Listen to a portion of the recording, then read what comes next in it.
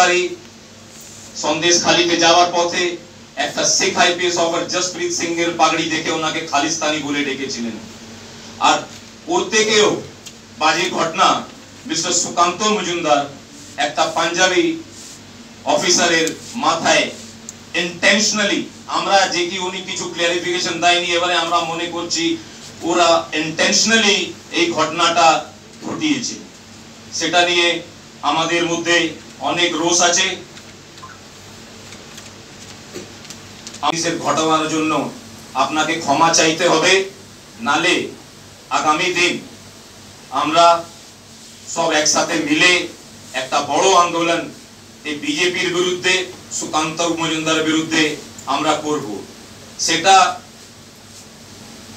এখন আমরা বলে দিই, এটা পার্সোনাল হতে পারে, ওনার আমরা পার্সোনালি হ্যাকল করার চেষ্টাও আমরা করব যদি এই বিষয়তে উনি সামনে এসে কোনো ক্লারিফিকেশন যদি উনি না দেন। এটা বারবার আমাদের শিখ সম্প্রদায়ের সাথে আহত এরা করছেন, বারবার এই সব ঘটনাগুলো আমাদের শিখদেরকে বেঁচে বেঁচে ঘটানো হচ্ছে। আমরা বাংলাতে বেশিরভাগ লোক আমরা যারা এসেছি আমাদেরও বাংলার জন্ম, বাংলার একটা কালচার আছে। যখন আমরা কোনো চাউমিনের দোকানে, রকে, মাঠে, সিনেমা হলে, কোথাও যখন আমরা যাই, যখন কারো ভুল করে পাশের লোকের পাতে কিছু পা লেগে যায় বা ধাক্কা লেগে যায়, সঙ্গে সঙ্গে আমরা নমস্কার করে আমরা প্রণাম করি কি হ্যাঁ দাদা ভুল হয়ে গেছে। কিন্তু এরা এত নির্লজ্জ, এই ঘটনাটা ঘটে 3 দিন আজকে হয়ে গেছে, ইনি কিছু স্টেটমেন্ট এর পক্ষে উনি দিলেন না। তাহলে আমাদের ধারণা এটা ওরা জেনে বুঝে এই সব ঘটনাগুলো ঘটাচ্ছে, শিখদেরকে হ্যাকেল করছে। আর আমি ওনাদের জানিয়ে দিই, আমরা আন্দোলন করতে জানি, আমাদের নিজের অধিকারের জন্য আমরা আন্দোলন করতে জানি। 2019-20 আমরা দেখিয়ে দিয়েছি, যখন প্রাইম মিনিস্টার নরেন্দ্র মোদী বা বিজেপি গভর্নমেন্টকে কৃষক আন্দোলন, কৃষকদের বিরুদ্ধে যে আইনগুলো এনেছিলেন ওটা বাতিল করা হলো।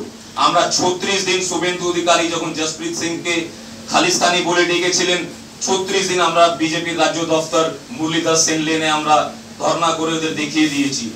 কিন্তু এইবার আমাদের আন্দোলনটা আরো তীব্র হবে।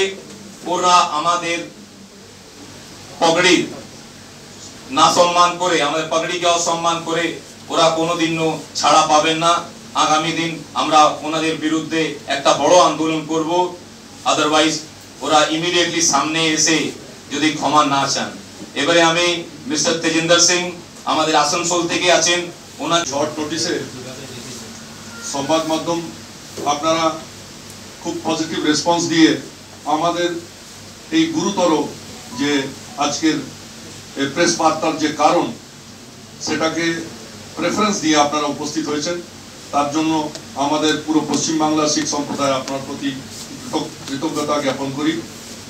এবং বিস্তৃতভাবে আপনারা জানতে পেরেছেন গুরমিত সিংজির কাছ থেকে।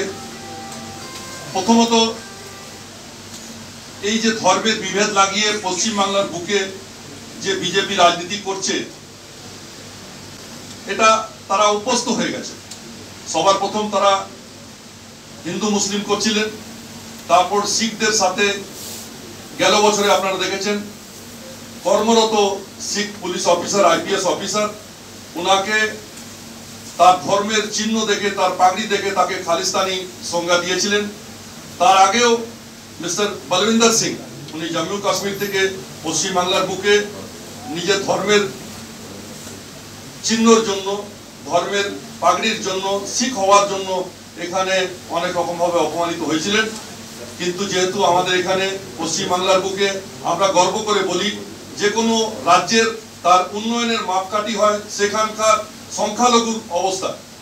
আমরা সবাই জানি যে পশ্চিমবাংলার বুকে আমরা সংখ্যালঘুরা খুব ভালোভাবে এখানে ধার্মিক সম্প্রীতি রেখে বসবাস করি এবং পশ্চিমবাংলার উন্নয়নে এবং আমাদের দেশের স্বাধীনতার মধ্যে আমাদের অনেক বড়ভাবে, গুরুতরভাবে আমাদের অবদান আছে, আমাদের যোগদান আছে।